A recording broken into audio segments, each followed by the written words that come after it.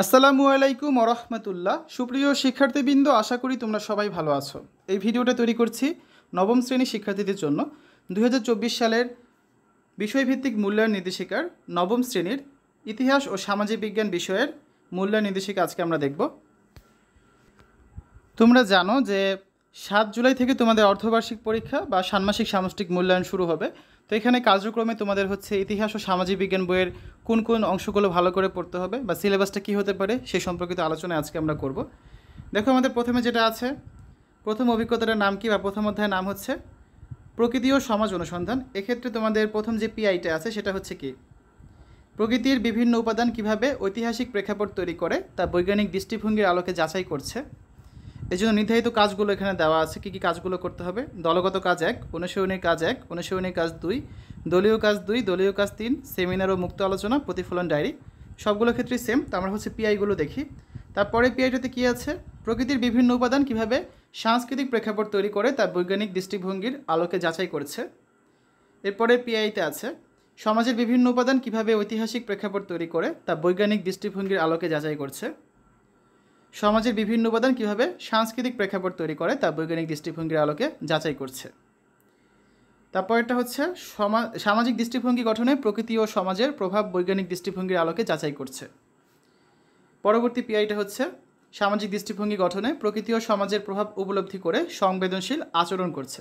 এই জন্য তোমাদের কার্যক্রমগুলো হচ্ছে সেমিনার ও মুক্ত আলোচনা, প্রাকৃতিক ও সামাজিক উপাদান সংরক্ষণে করণীয় আর প্রতিফলন ডায়েরি। ঠিক আছে। এরপরে অভিজ্ঞতার নাম হচ্ছে কি আত্মপরিচয় ও মানবিক আচরণ। এক্ষেত্রে প্রথম পিআইটা হচ্ছে বিভিন্ন ভৌগোলিক, সামাজিক, সাংস্কৃতিক, রাজনৈতিক প্রেক্ষাপট বিবেচনায় নিয়ে মানুষের আত্মপরিচয় অনুসন্ধান করছে। নির্দিষ্ট কাজগুলো এখানে দেওয়া আছে, তোমরা এখান থেকে দেখে নেবে। আমরা পরের পিআইটা দেখি। এরপরের পিআইটা হচ্ছে বিভিন্ন ভৌগোলিক, সামাজিক, সাংস্কৃতিক, রাজনৈতিক প্রেক্ষাপট বিবেচনায় নিয়ে মানুষের আচরণিক প্যাটার্ন কীভাবে গড়ে ওঠে তা অনুসন্ধান করছে। তারপরে শিক্ষণ অভিজ্ঞতার নাম হচ্ছে বাংলাদেশ ও বঙ্গবন্ধু, মানবতাবাদী ধারা ও অসাম্প্রদায়িক চেতনা। এক্ষেত্রে প্রথম পিআই যেটা আছে, জাতির পিতা বঙ্গবন্ধু শেখ মুজিবুর রহমানের আদর্শ ও মুক্তিযুদ্ধের চেতনাকে নিজের কাজে ও আচরণে প্রতিফলিত করছে। এই জন্য তোমাদের নির্দিষ্ট কাজ হচ্ছে দলগত কাজ 1, দলগত কাজ 2 আর টাইম লাইন। তারপরে পিআইটা হচ্ছে বিভিন্ন পরিস্থিতিতে ব্যক্তি স্বার্থের ঊর্ধ্বে জাতীয় স্বার্থকে অগ্রাধিকার দিচ্ছে। এজন্য নির্দিষ্ট আচরণ হচ্ছে দলগত কাজ 3 আর দলগত কাজ 4। এরপরে শিক্ষণ অভিজ্ঞতা আমরা চলে যাই, যার নাম হচ্ছে রাজনৈতিক কাঠামো, নাগরিক দায়িত্ব, বৈশ্বিক প্রেক্ষাপট, রাজনৈতিক ইতিহাসের সন্ধানে। প্রথম যে পিআইটা আছে সেই পিআইয়ের পারদর্শিতার সূচক স্থানীয় প্রেক্ষাপটে বিদ্যমান সামাজিক কাঠামোর যৌক্তিক বিশ্লেষণ করে ব্যক্তিগত অবস্থান ও ভূমিকা নির্ধারণ করছে। এই জন্য তোমাদের নির্ধারিত কাজটা কি, বিদ্যালয়ের কাঠামো কার্যক্রম সম্পর্কিত অনুসন্ধান কার্যক্রম সক্রিয় নাগরিক ক্লাবের মাধ্যমে স্থানীয় ও বৈশ্বিকভাবে বিদ্যমান সামাজিক ও রাজনৈতিক কাঠামোগুলো ইতিবাচকভাবে প্রভাবিত হয় এমন কিছু কাজের তালিকা তৈরি ও বাস্তবায়নে উদ্যোগ গ্রহণ। এর পরবর্তী পিআইটাতে আছে বৈশ্বিক প্রেক্ষাপটে বিদ্যমান সামাজিক কাঠামোর যৌক্তিক বিশ্লেষণ করে ব্যক্তিগত অবস্থান ও ভূমিকা নির্ধারণ করছে। তারপর আছে স্থানীয় প্রেক্ষাপটে বিদ্যমান রাজনৈতিক কাঠামোর যৌক্তিক বিশ্লেষণ করে ব্যক্তিগত অবস্থান ও ভূমিকা নির্ধারণ করছে। এই জন্য তোমাদের নির্ধারিত কাজ হচ্ছে ইউনিয়ন পরিষদ বা সিটি কর্পোরেশনের কাঠামো ও কার্যক্রম সম্পর্কিত অনুসন্ধান, বিদ্যমান রাজনৈতিক কাঠামোর ছক পূরণ, সক্রিয় নাগরিক ক্লাবের মাধ্যমে স্থানীয় ও বৈশ্বিকভাবে বিদ্যমান সামাজিক ও রাজনৈতিক কাঠামোগুলো ইতিবাচকভাবে প্রভাবিত হয় এমন কিছু কাজের তালিকা বা ভূমিকা তৈরি ও বাস্তবায়নে উদ্যোগ গ্রহণ করা। তারপরে পিআইটাতে আছে বৈশ্বিক প্রেক্ষাপটে বিদ্যমান রাজনৈতিক কাঠামোর যৌক্তিক বিশ্লেষণ করে ব্যক্তিগত অবস্থান ও ভূমিকা নির্ধারণ করছে। এজন্য হচ্ছে তোমাদের এই কাজগুলো করতে হবে। ঠিক আছে। এরপর আসো আমরা হচ্ছে পরের অভিজ্ঞতায় চলে যাই, যার নাম হচ্ছে কি ইতিহাস জানার উপায় এবং যুগ বিভাজন সমস্যা, বাংলা অঞ্চল ও বাংলাদেশ, রাজনৈতিক ইতিহাসের বৈচিত্র্যময় গতিপথ।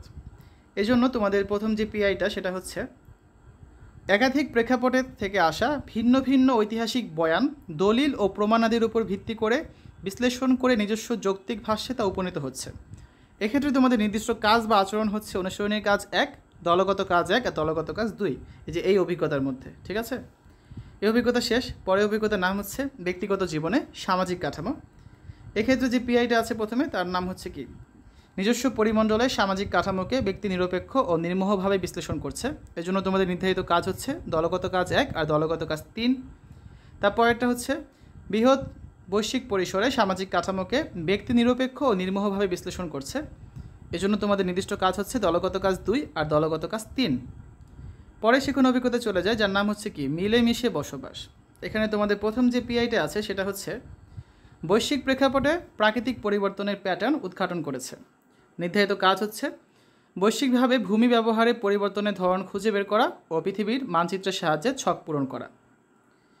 তারপরে পিআইটাতে আছে বিভিন্ন প্রেক্ষাপটে প্রাকৃতিক পরিবর্তনের ফলে সৃষ্ট সম্ভাবনা ও ঝুঁকিসমূহ বিশ্লেষণ করেছে।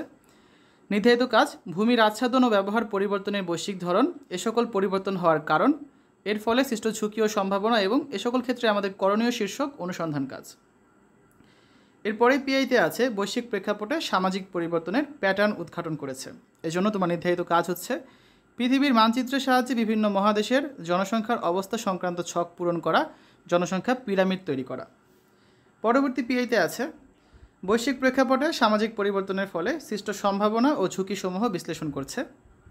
এই জন্য তোমার নির্ধারিত কাজ হচ্ছে ভূমির আচ্ছাদন ও ব্যবহার পরিবর্তনের বৈশ্বিক ধরন, এ সকল পরিবর্তন হওয়ার কারণ, এর ফলে সৃষ্ট ঝুঁকি ও সম্ভাবনা এবং এ সকল ক্ষেত্রে আমাদের করণীয় শীর্ষক অনুসন্ধান কাজ। এরপরে পিআইতে আছে বৈশ্বিক প্রেক্ষাপটে বিভিন্ন ধরনের পরিবর্তনের ফলে সৃষ্ট সম্ভাবনা ও ঝুঁকিসমূহ বিবেচনা করে ব্যক্তিগত ভূমিকা নিরূপণ করছে। এজন্য আমাদের কাজ হচ্ছে ব্যক্তিগত ভূমিকা রাখা যায় এমন কাজের তালিকা তৈরি করা। তারপরে পিআইতে আছে বৈশ্বিক প্রেক্ষাপটে বিভিন্ন ধরনের পরিবর্তনের ফলে সৃষ্ট সম্ভাবনা ও ঝুঁকিসমূহ বিবেচনা করে সামষ্টিক ভূমিকা নিরূপণ করছে। তো সামষ্টিক ভূমিকা রাখা যায় এমন কাজের তালিকা তৈরি করা। তারপরে পিআইতে আছে বৈশ্বিক পরিবর্তনের প্রেক্ষাপটে ব্যক্তিগত ও সামষ্টিক ভূমিকা পালনে সবাইকে উদ্বুদ্ধ করছে। এই জন্য তোমার কাজ হচ্ছে সক্রিয় নাগরিক ক্লাবের মাধ্যমে ব্যক্তিগত ও সামষ্টিক কাজে সবাইকে উদ্বুদ্ধকরণ বাস্তবায়নমূলক কাজ। পরের অভিজ্ঞতায় আমরা চলে যাই। এই অভিজ্ঞতার নাম হচ্ছে কি সম্পদের বন্টন ও উৎপাদন বন্টন ও সমতার নীতি। তো প্রথম পিআইতে হচ্ছে সামাজিক রাজনৈতিক প্রেক্ষাপটে সম্পদের উৎপাদন, বন্টন, ভোগ এবং সংরক্ষণের নীতি। এর জন্য তোমার কাজ হচ্ছে দলগত কাজ 1, অনুশীলনী কাজ 1, দলগত কাজ 2, দলগত কাজ 3, অনুশীলনীর কাজ 2, দলগত কাজ 3, অনুশীলনীর কাজ 3, অনুশীলনীর কাজ 4, অনুশীলনীর কাজ 5, অনুশীলনীর কাজ 6, অনুশীলনীর কাজ 7, দলগত কাজ 4 এবং মুক্ত আলোচনা। তারপরের পিআইতে আছে সামাজিক সাম্য প্রতিষ্ঠায় ব্যক্তিগত ও সামষ্টিক ভূমিকা নির্ধারণ করছে।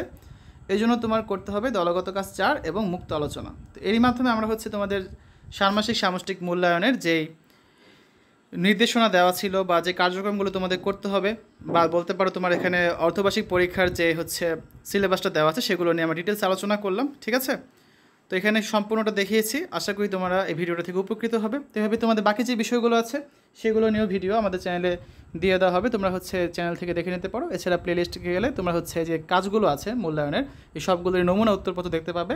সো চ্যানেলে প্লেলিস্ট থেকে ঘুরে আসতে পারো। তো শিক্ষার্থীরা আজ এখানে বিদায় নিচ্ছি। সবাই ভালো থাকবে। আল্লাহ হাফেজ।